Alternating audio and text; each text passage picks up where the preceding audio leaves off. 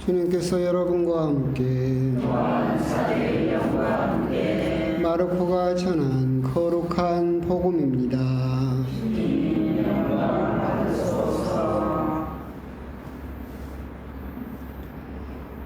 그때 예수님께서 제자들과 함께 가이사리아 필리피 근처 마을을 향하여 길을 떠나셨다. 그리고 길에서 제자들에게 사람들이 나를 누구라고 하느냐 하고 물으셨다. 제자들이 대답하였다. 세례자 요한이라고 합니다. 그러나 어떤 이들은 엘리야라 하고 또 어떤 이들은 예언자 가운데 한 분이라고 합니다. 예수님께서 다시 그러면 너희는 나를 누구라고 하느냐 하고 물으시자 베드로가 스승님은 그리스도이십니다 하고 대답하였다. 그러자 예수님께서는 제자들에게 당신에 관하여 아무에게도 말하지 말라고 엄중히 이르셨다. 예수님께서는 그 뒤에 사람의 아들이 반드시 많은 고난을 겪으시고 원로들과 수석사제들과 율법학자들에게 대척을 받아 죽임을 당하셨다가 사흘 만에 다시 살아나셔야 한다는 것을 제자들에게 가르치기 시작하셨다. 예수님께서는 이 말을 명백히 하셨다. 그러자 베드로가 예수님을 꼭 붙들고 반박하기 시작하였다.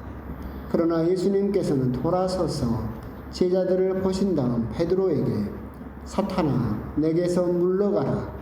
너는 하느님의 일은 생각하지 않고 사람의 일만 생각하는구나 하며 꾸짖으셨다. 예수님께서는 제자들과 함께 군중을 가까이 부르시고 그들에게 말씀하셨다. 누구든지 내 뒤를 따르려면 자신을 버리고 제 십자가를 지고 나를 따라야 한다. 정녕 자기 목숨을 구하려는 사람은 목숨을 잃을 것이고 나와 복음 때문에 목숨을 잃는 사람은 목숨을 구할 것이다. 주님의 말씀입니다.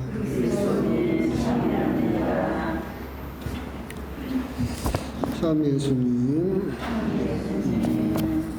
추석 명절에 이제 연휴가 시작되었습니다.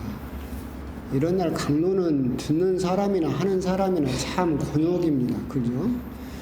내가 아무리 해봤자 여러분 귀에 들릴 리도 없고 아무리 말을 해도 여러분 마음에 닿을 리도 없고 지금 집에서 기다리고 있는 또 아직 가족은 안 왔을지도 모르지만 가족도 있고 재미있는 TV 프로그램도 있고 송편도 기다리고 있고 그런데 모르겠습니다. 강론하지 말까요? 안 하면 저도 좋은데. 옛날에 이제 우리나라에 성철 스님이 유명한 말이 있었죠. 산은 산이요 물은 물이다.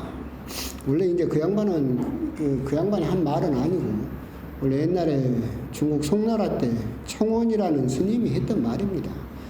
산은 산이요 물은 물이로다. 조금 깨닫고 나니까 산은 산이 아니고 물은 물이 아니었다. 깨닫고 나니까 산은 산이요 물은 물이로다 해서 유명했던 말이었는데 그런 것들을 이제 불교에서는 화두라고 부릅니다. 화두를 책으로도 펴낸 것이 있는데 100개, 몇백 개가 될 정도로 그러니까 어떤 문자, 어떤 글을 가지고 깨닫기 위해서 매달리는 거 그걸 화두라고 그러죠. 계속해서 그게 무슨 뜻일까? 사실 그게 문자의 함정이긴 한데 우리나라에서 이제 마지막으로 깨달았다라고 하는 스님은 옛날 구한말 때 경어라는 스님이 있었어요. 그분도 이제 매달렸던 화두, 그분도 그 화두로 깨달았던 건 아닌데 하여튼 매달렸던 화두가 뭐였느냐라고 한다면 콧구멍 없는 소에게 어떻게 콧뚜레를 뚫을 것인가. 소가 콧구멍이 없어요? 근데 콧뚜레를 어떻게 뚫을 것인가. 그게 그 양반의 화두였어요. 그게 무슨 뜻일까를 깨닫기 위해서 그분은 턱 밑에다 송곳을 놓고 그 몰두를 했죠. 근데 밤새고 몰두를 하잖아요. 그럼 잠이 올 거 아니에요? 자면 어떻게 됩니까? 입천장을 여기를 뚫고 들어오고 피를 줄줄 흘리면서도 매달렸다라고 해서 유명했던 그런 이야기도 있습니다. 하여튼 뭔가를 깨닫기 위해서 목숨을 걸고 그래서 끝까지 매달리는 거 그걸 인생의 화두라고도 부르고 우리 역시도 화두라고도 많이 부르죠. 우리 그리스도인들에게도 화두가 있겠죠. 근데 여러 가지가 있겠지만 저는 대표적인 것이 바로 오늘 복음에 나오는 이 말씀이라고 생각합니다. 예수님께서 물어보시죠. 너는 나를 누구라고 생각하느냐? 너는 나를 누구라고 하느냐? 라고 물어보십니다. 이게 우리 그리스도인들에게는 세례받고 끝까지 눈을 감을 때까지 계속해서 매달려야 되는 화두와 같은 말씀이지 않을까. 나는 도대체 예수님을 누구라고 생각을 할까? 애언자라고 생각을 할까? 엘리야라고 생각을 할까? 선생님이라고 생각을 할까? 나의 말이라든가 행동이라든가 내 삶의 모습은 도대체 예수님을 누구라고 생각하고 살고 있는가? 이 부분을 우리들은 정말로 불철주야 매달려야 되는 그런 화두와 같은 말씀이라고 생각을 합니다. 실제로 어떤 신부님은 신학교에서 내내 살 때 옷장 안에다가 이 문구를 붙여놨어요. 아침에 일어나서 문을 맨 처음에 옷 갈아입으려고 옷장 문을 열 때마다 딱 적어져 있는 거예요. 너는 나를 누구라고 생각하느냐? 예수님을 누구라고 생각하고 오늘 하루를 살 것인가? 내가 하루를 살았던 것은 예수님을 누구라고 도대체 생각하고 그런 말과 그런 행동을 했을까를 항상 되돌아보았다라는 그런 이야기도 있죠. 결국 우리 그리스도인에게도 끝내 매달려야 되는 화두, 너는 나를 누구라고 생각하고 살고 있느냐라는 것은 우리들이 끊임없이 매달려야 되는 그런 화두라고 생각을 합니다. 왜 그러느냐라고 한다면 주보에 적어진 것처럼 유명한 말이 있죠. 생각은 말이 되고 말은 행동이 되고 그 행동은 습관이 되고 습관은 우리의 운명이 됩니다. 내가 예수님을 어떻게 생각하느냐에 따라서 말과 행동이 달라질 것이고 그건 그리스도인의 습관이 될 것이고 그것은 우리들의 운명을 결정짓게 될 것이다. 다른 운명이 아니라 하느님 나라를 갈 수 있느냐 없느냐라는 그 아주 결정적인 결정을 선택을 또 운명을 결정짓게 되는 것이 있기 때문에 정말 우리들이 다시 한번 곰곰이 생각을 해볼 필요가 있는 것, 그것이 너는 나를 누구라고 생각하고 있느냐라는 그 질문에 우리들은 매일매일 대답하는 연습을 조금 해보실 필요가 있겠다라고 생각이 듭니다. 여러분들은 예수님을 누구라고 생각하십니까? 정답이 적어져 있잖아요. 복음에. 그리스도이십니다 라고 정답이 딱 나와 있잖아요. 여러분들이 이제 창피해서 말을 안 하겠지만 여러분에게 개인적으로 예수님을 누구라고 생각하세요? 그럼 다 구세주, 그리스도, 하느님이라고 다 대답을 할 겁니다. 그것은 옳은 대답이고 모든 예수님을 믿는 사람들은 아마 그렇게 대답할 겁니다. 근데 문제가 있습니다. 뭐냐면 베드로 사도가 스승님은 그리스도이십니다 라고 옳게 고백을 했죠. 그래서 베드로는 예수님은 그리스도이십니다라고 생각하고 믿고 있었다는 겁니다. 근데 복음 뒤편에 보면 베드로는 예수님께 꾸중을 듣습니다. 뭐라고 듣습니까? 사탄아, 내게서 물러가라. 첫 번째 제자이자 가장 사랑하는 제자였던 베드로에게 사탄이라고까지 부르면서 내게서 물러가라라고 굉장한 꾸중을 듣습니다. 그 차이가 무엇일까? 예수님은 그리스도이십니다 라고 고백은 하지만 아까 이제 주보에도 적었죠. 돌 무슨 돌의 차이가 있습니다. 이 오늘 복음에 나와 있지 않지만 스승님은 그리스도이십니다 라고 대답을 했을 때 예수님께서 말씀하시죠. 너는 베드로이다. 그 반석 위에 내가 교회를 세우겠다. 그래서 시몬이 이름이 반석 베드로로 바뀌게 되죠. 그리고 나서 복음 뒤편에서 예수님은 뭐라고 이야기하시냐면 사탄아 내게서 물러가라. 너는 하느님의 일은 생각하지 않고 사람의 일만 생각하는구나. 너는 나에게 걸림돌일 뿐이다 라고 이야기해요. 앞부분에서 베드로는 무슨 돌이었어요? 반석이었어요. 근데 뒷부분에서 베드로는 이제 무슨 돌이 돼버렸어요? 걸림돌이 돼버렸어요. 똑같은 사람이었는데 앞에서는 반석이었다가 뒤편에서는 걸림돌이 돼버렸죠. 왜 그렇게 됐을까? 베드로 사도가 스승님은 그리스도이십니다 라고 고백했던 것이 문제가 있었을까? 전혀 그렇지 않다. 한마디로 쉽게 말하면 예수님 뒤편에 있을 때는 반석이 맞습니다.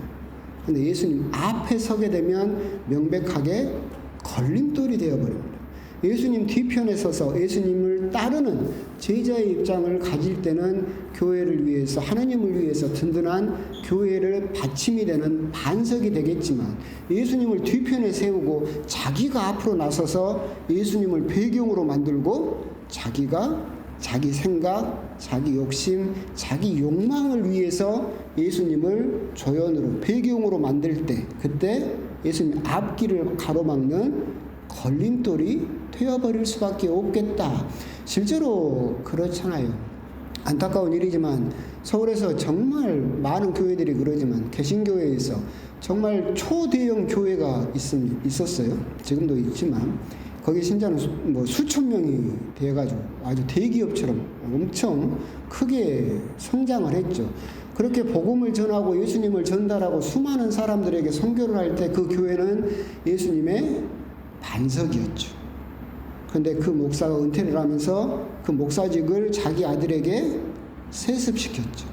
그러면 순간에 그 교회는 이제 예수님의 뭐가 돼버렸어요? 걸림돌이 돼버렸어요. 왜? 세상 사람들은 그 교회를 보고 이제 그리스도교, 기독교를 개독이라고 부르죠. 이제 복음 선포에 명백한 걸림돌이 되어버렸다. 결국 스승님은 그리스도이십니다라고 고백은 하지만 계속해서 예수님 뒤편에서 제자됨의 자세를 갖고 있을 때는 명백한 반석이 될 수 있겠지만, 예수님을 배경 삼아서 나의 출세라든가 나의 욕망 실현을 위해서 예수님 앞을 가로막게 되면 그것은 명백한 걸림돌이 되어버릴 수밖에 없다. 수많은 그리스도인들에게 너는 나를 누구라고 생각하느냐라고 물어보면 대부분 100이면 100 다 그리스도이십니다 라고 대답을 할 겁니다. 하지만 어떤 사람은 반석인 상태에서 그런 고백을 할 것이고, 어떤 사람은 예수님을 배경으로 둔 채 입으로만 그런 고백을 할 수 있겠다. 우리 역시도 성당에서 공동체에서 신앙생활을 하면서 모든 신자들은 다 예수님은 그리스도이십니다라고 고백을 할 겁니다. 하지만 우리가 곰곰이 묵상을 해봐야 될 것은 과연 내가 예수님 뒤편에 있는가? 아니면 예수님 이름을 배경으로 삼아서 나의 욕심이나 내가 하고자 하는 일을 그냥 하기 위해서 예수님을 도구화, 배경화 만들어버리면서 내 욕심을 채우고 있는 걸림돌로서의 그런 역할을 하고 있는 것은 아닌가. 그런 부분은 우리가 참으로 경계를 해야 될 필요가 있겠다.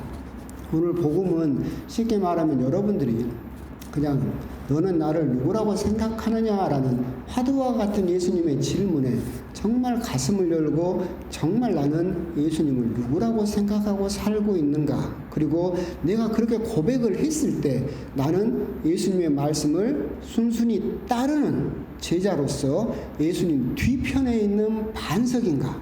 아니면 예수님 가르침보다 내 말이 더 앞서는 그런 걸림돌인가? 이런 부분에 대해서는 한번 우리가 곰곰이 묵상을 해보실 필요가 있겠습니다. 아멘.